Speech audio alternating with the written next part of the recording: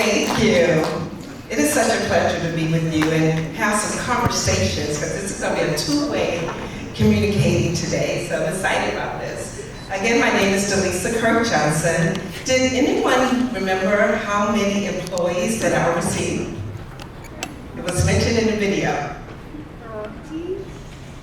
Quiet hand. Where's the quiet hand? How many employees? Anybody take a guess? My friend up here. 300. Yes. All right. Good listening. Well, I work at Frenchman's Creek Beach and Country Club, and I do oversee approximately 300 employees. And many of our staff come from other countries around the world.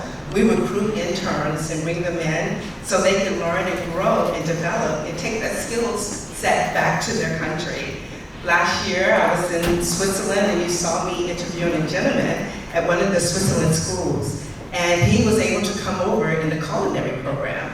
So we have 3 disciplines that we do encourage the out-of-country staff to come in to learn about. That's golf, culinary, and food and beverage service. But they're also able to learn and grow in other departments as well. So I have a few in my department in HR. We have an engineering department. We also have culinary, if you're interested in being a chef, if you're interested in being a general manager, someone who oversees a private club or a hotel, we have those positions available.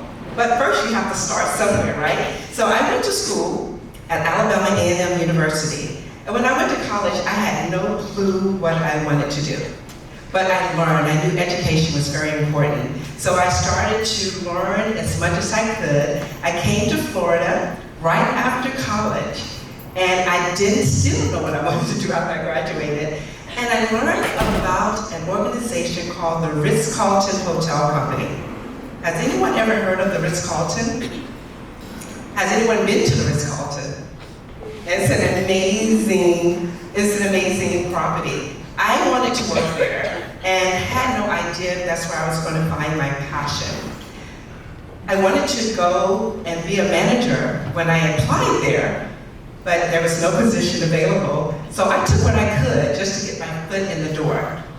And my attitude was important because I wanted to learn everything I could about the Ritz-Carlton Hotel Company because I wanted to start a career, not just work there. I wanted to begin a career. And I did. I learned everything I could by becoming a PBX operator. Then I started to grow with the company.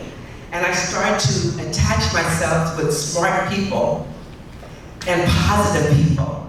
And as I did that, I started to grow and learn. And one day I became the Human Resources Director. After many years of really connecting myself and learning as much as I could, to one day run my own department. And that was, when I went there, that's what I wanted to do, was have my own department. And becoming an HR director meant that I could decide who came to work there and made sure that they got the best learning and development that they possibly could get. So does anyone know about hotels? Does anybody, have you ever Mr. Jeff is coming around. He's gonna. That's a lot of hands. Yeah. That's a lot of hands. So I have questions. Is there a position in a hotel that you saw yourself that you said, I wanted to do this? I want to do that role. What is it? Like a pastry chef? A pastry chef? Oh, cool. Amazing. So let's say you start. You say, you know what? I want to work at Frenchman's Creek that you just saw, and I want to be a pastry chef. So you come there. Of course, you're not going to be the pastry chef, but you're going to go in at the beginning stage, and that would be a line pastry cook. And you're going to learn as much as possible. You're going to have the best attitude, and then you're going to start to grow and learn and get more education so you can become that pastry chef. And pastry chefs make a lot of money. Right, exactly. Okay, so before I became an HR director, I was just an employee at a hotel and did not like going into HR. And I said, if I ever became an HR director, I I would create an environment where everyone wanted to come in. So my environment, where I am now, we have candy, we have resources for them to learn and to grow, to ask questions, to develop their talents. So they come in, but we also are a sounding board. If they have questions, if they need help, we're there for them. So I wanted to make sure that not only they came there just because they were in trouble, we wanted to make sure they came there because they wanted to learn and grow. So do you have any questions for me today? I have a question for them. Who can raise their hand and tell me, what does human resources mean? What do you think that Ms. Kirk-Johnson does in her day-to-day as the title of Director of Human Resources? Mr. Jeff, pick somebody. I'm picking. All right, right here. Give resources to humans, but know about humans. He gets a ticket for I asking. was gonna say, hey, look, I can't argue with that. It's human resources. And what did he say? It was human interaction for that. Human It's a interaction. little, Can you speak just a little bit about like a little. what does your job look like? What do you do every day? So human reactions is right. So I deal with humans every single day. One of my first jobs is to hire and bring talented employees in to come work for Frenchman's Creek. And another part of my job is to make sure that they grow and develop and continue education. Education is very important. So where you are today is the beginning of your career. Learn as much as possible. And then those that start at a young age, I encourage them to go back to school because we also assist with that, with learning.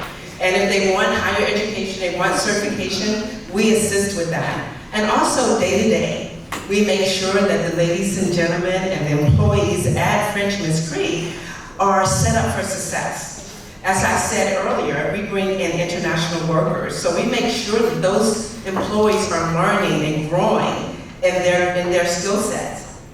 Also, we make sure that if there's any situation, I have to investigate it.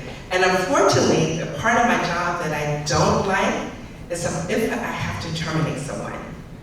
Because we work really hard to bring someone in, and it's hard to bring good talent and find good talent. So we don't want to send anyone back home, we don't want to terminate anyone, but that's one of the parts of my job that I don't like.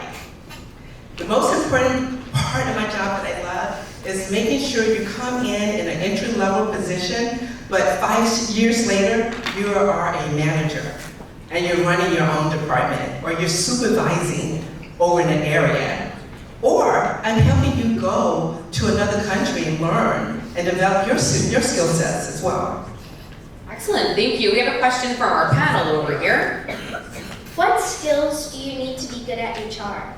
So, education is very important. So You English. heard that message, right? Loud and clear. Education is very important. Never stop learning and growing. Never stop learning and growing. So I did go back to school twice. I did my undergrad degree and then I got my master's degree. Then I went back and got a master's in HR just so I could be compliant. So HR, we have to be very compliant. We have to make sure that the laws, the employment laws are being followed and they change every year. We have to ensure that we find good talent. I'm always looking for good talent. Even when I'm sitting at a restaurant, if I'm talking to someone, I'm always seeking out good talent. And also ensuring that the property is good, it is safe, it's a safe environment, and development. We want to make sure that everyone that works at Frenchman's Creek, they are learning and growing and they're developing. So we set succession plans for them. And also, again, a part that I don't like is termination. If someone is just not working out with the company, then we have to have hard conversations with them. So you spoke about being compliant. Another question for the audience here. What does it mean to be compliant? Quiet hand tells us. Mr. Jeff, choose somebody fast. It means to Loud and proud. it means to follow directions. Yes, perfect. Following directions. Following directions, exactly. And making sure you're legal, ethical, right? That's and moral. All of those things. Important lessons here. Education is the most important thing. Education. Follow is the very directions. We have another question from our panelists here. As someone who regularly interviews and hires staff members, what is the most essential skill that you look for?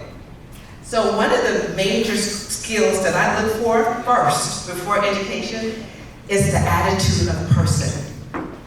When they come into that room, because we're hospitality, so we look for those people that are going to fit into hospitality. So when they walk in their room, are they smiling? Yes. Right? Are I see some smiles out there. Are they groomed well? Right? So the attitude, the first thing that a person sees is how you look. Right? So are you going to fit into that culture that we have? That's the number one thing that I look for. Then I look at your resume and I look at the education. I look at some of the skill sets and some of the experience that you have. But you can have all that first. You can have experience, you can have the best education, but if your attitude is not great, I don't want you to be a part of my team. But if you have a great attitude, you have great compassion and passion within you, we can pretty much teach you a lot, right?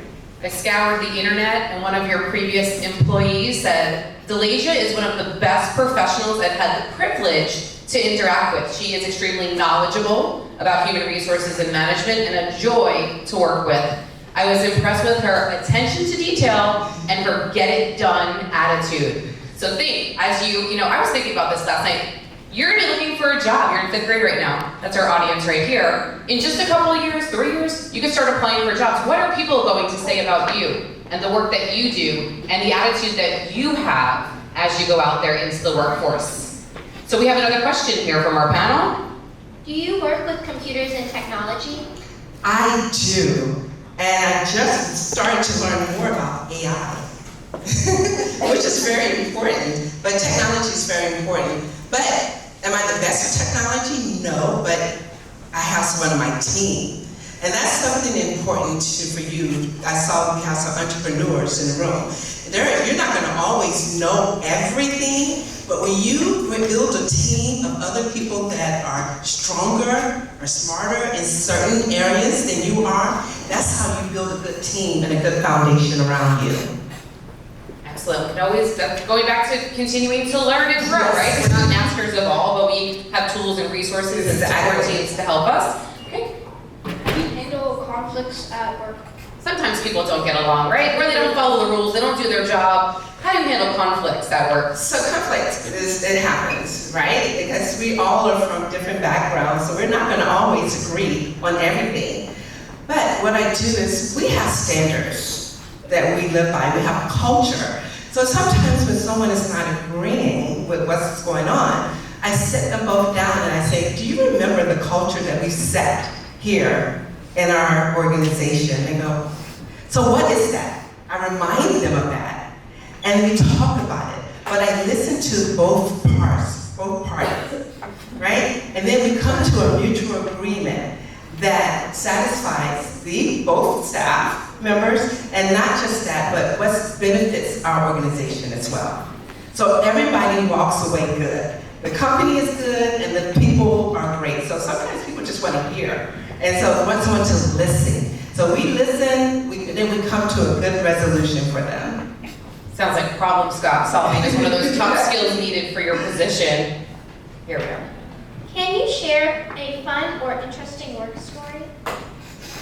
Yes, I have a few of them, because before I became an HR director, I worked in operations, and I worked with guests, which I love. And that's when I found that my passion was service, love servicing people.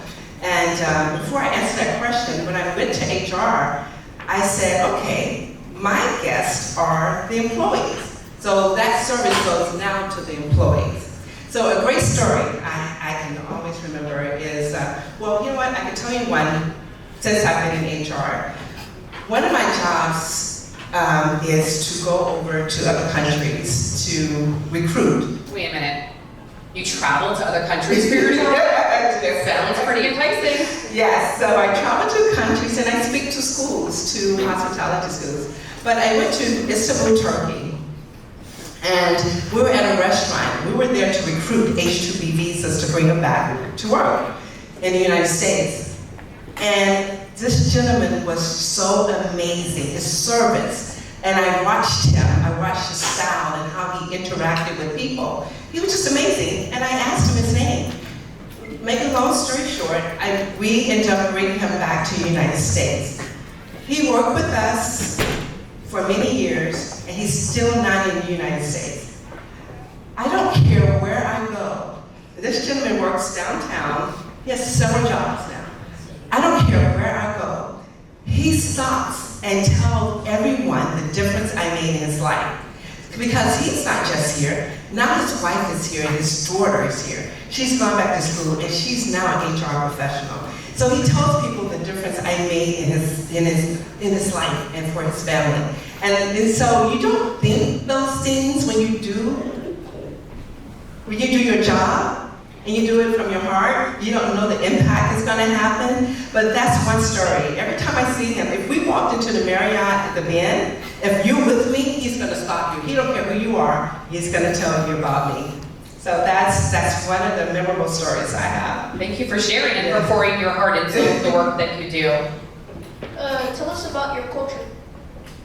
Tell us about your culture. Our culture? So our culture, and that is a great question because all cultures are not the same wherever you go. So our culture is luxury. So we're a luxury tier, which means that we have to dress a certain way. I go to work dressed like this every single day. This is part of our culture. Our employees, I used to wear a nose ring, and sometimes, I'll pop it in, do it the weekend. But when I go into the office, my culture is this. My nose ring comes out, only one pair of earrings are allowed, tattoos are hidden.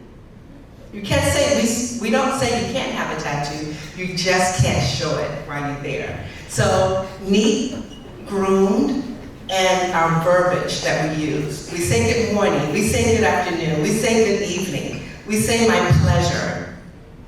Absolutely. And we are willing to help each other, not just the guests that are there or members, but each other. So that's part of our culture. I hope you have some good takeaways so far, right? Impressions matter, your manners matter, the way you put yourself out there in the community matters. All right, we're gonna take some questions from the audience. Jeff, we need some tickets over here. What is your question? What made you believe that this was your culture? I'm sorry? What made you believe that this was your passion? How did you know that this was the job for you, your passion? And it happens so much. It's when you make a difference in someone's life. It can be anything.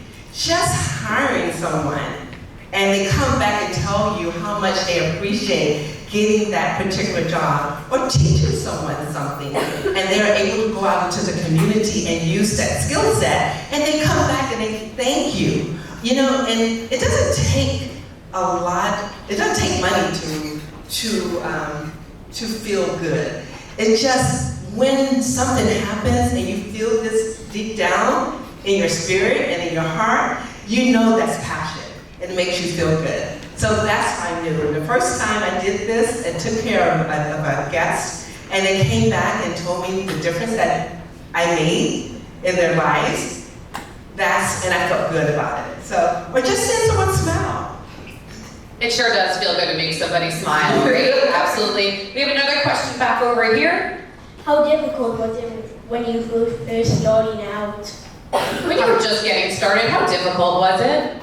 It was very difficult because, of course, like everyone else, when you get a degree, you think you're supposed to step right into an organization as a manager, right? That doesn't happen. So it was difficult to start in a very low entry-level position and work my way up. My executive director, my boss, he started in England as a dishwasher. He washed dishes for almost a year, and he started to grow from that. So I always take away that you might start in something that you really don't want to be in, but you want to be part of that team or that organization. So you might be a water person, you might be administrative assistant, you might be before you become that level manager that you want to be. But it's the attitude about what you do and how you do it. So you don't start off by traveling the world. No, it doesn't work like that. Another question over here. How do you know if you try to find a job that's the right job? Good question. So, when you do something meaningful, how do you feel? When you do something meaningful and other people are smiling and you smile about it, how does that make you feel? Happy. Right. So when you do that job and you walk away and you're like, and you're thinking of ways to make it better the next day, you know you found the right place. You found your passion because it makes you smile. If it makes you smile, you're probably making others that are around you smile as well. But it's the passion. All right, thank you. We have another question here. How long did it take for you to become who you are?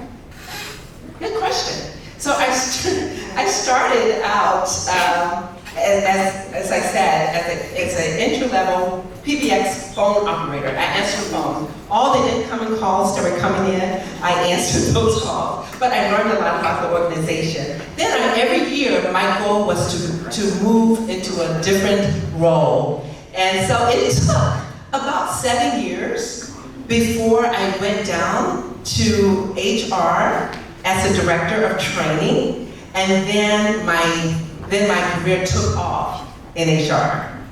But that was just for me because when I left being a PBX operator, I went up and worked as a club concierge. So I dealt with a lot of wealthy people, and I loved my job because I made a lot of money. So that 7 years went by really quick. And then finally, I did move down to HR. Yes, but a great question. Thank you for sharing that journey with us. I think we have time for 2 more questions, then we will wrap it up. So one question here. Did you ever have a situation that made you regret? I'm sorry. Any regretful situations? Anything you would change if you were to go back? What that you would do differently? In my career or just in life? In your career. Well, yes, there are a couple of things. I would listen a little bit more, because sometimes when you go into a new position, you just really want to do your job and you want to do it well, and you sometimes don't step back and listen and read enough because you're trying to make a difference quickly. So when I look back, I wish sometimes I would have just taken time to listen a little bit more.